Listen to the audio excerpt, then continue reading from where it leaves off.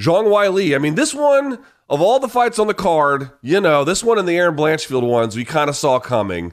Sure enough, we did think that Carla Esparza put up a little bit better of a fight than maybe some of her most negative detractors would have thought. But in the end, it was academic. Zhang Weili gets the submission from Crucifix, if you can believe that shit. From Crucifix from the back.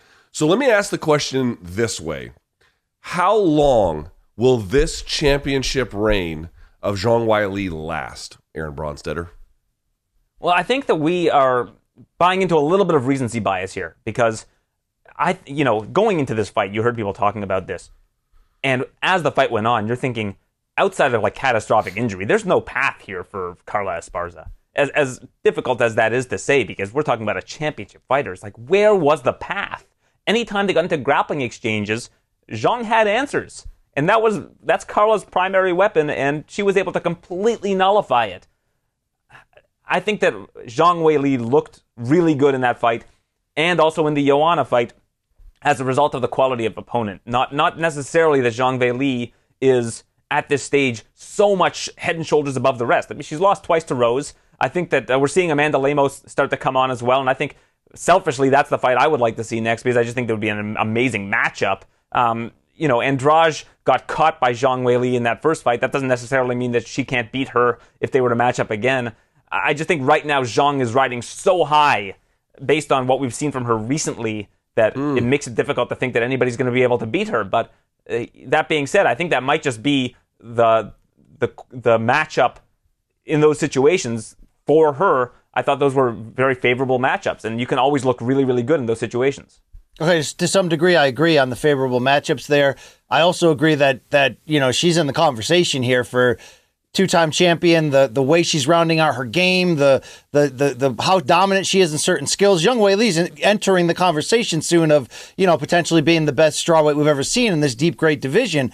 But Luke asking you how long the reign will last really resides in whether she can finally get over that Rose Hill. And while I'm more of a Rose homer and, 5-star review on that documentary there, UFC Fight Pass, well done.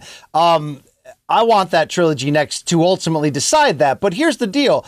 I think if we're going to take a lot from this performance from Weili mixed with the other two performances, one win, one loss since losing her belt, it's how she's rounding out her ground game first in wrestling, now showing you what she can do with the submission game here too.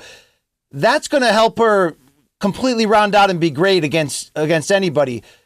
But I think it's the striking gap that's still preventing her from getting over the hill against Rose. I want to know, AB, if you agree with that and what you think a line would look like betting-wise if Rose versus Weili was next for the trilogy. I think Weili would be probably a minus 150 favorite if I had to guess, something along those lines.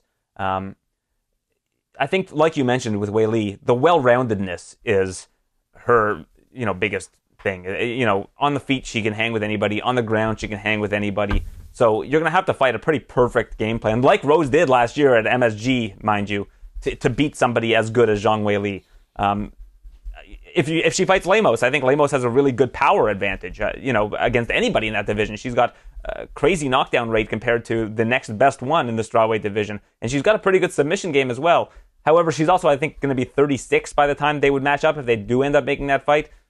I would like to see some new challengers emerge in this division, and we've seen the same champions. It's been like a carousel of the same champions at strawweight because there's been such an elite class of them. I'm hoping that there will be at least another challenger that will rise to the occasion and become a threat. But Weili, I think right now would be favored against anybody in the division. No AB, if they liked your plan and went with Lemos next just for what you said, let's mix it up, let's get new people in. We don't have to have trilogies of every matchup right now. If they did it in China, that would make a lot more sense marketing-wise, as, Weili represents a very big opportunity for them to continue to make inroads there. If that plays out that way, and they prefer Rose to get another shot, do you have a preference here, matchmaking-wise, on who Rose would need to fight that could be like a quasi-number one contenders match?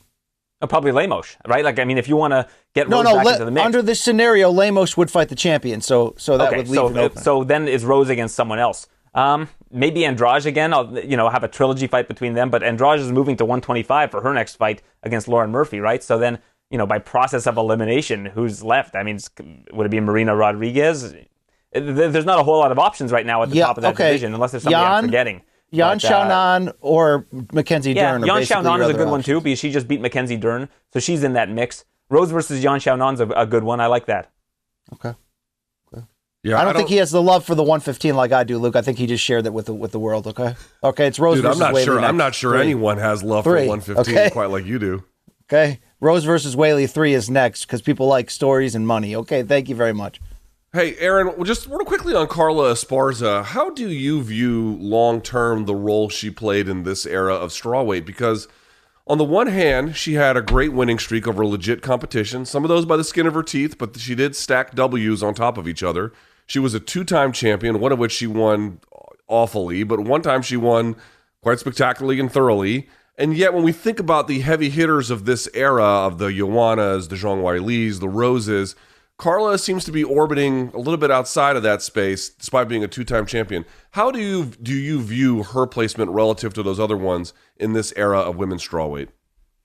I think Carla's legacy is kind of set now. I mean, her story is she's the first champion of the division in the history of the UFC, and then after, I think it was 8 years, was able to somehow claw her way back into a position to win the title, and regardless of how it's won, she still won that fight.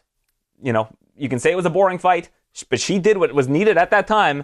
Her game plan was enough to stifle Rose to the point that Rose became a completely defensive fighter for whatever reason on that night, that she was able to recapture the title. So that's Carla Esparza's story, and it's a great story. I don't think that people should be writing her off in the way that she has been after that event. I saw like Nico Montano comparisons. No.